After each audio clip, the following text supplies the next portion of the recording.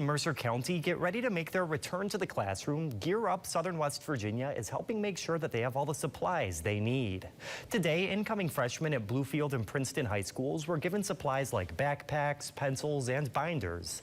A Gear Up coordinator tells us the supplies were given out to all freshmen in Mercer County.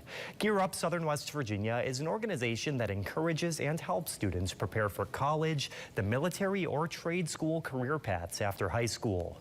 In total, the Gear Up program provided more than 1,200 backpacks to freshman students.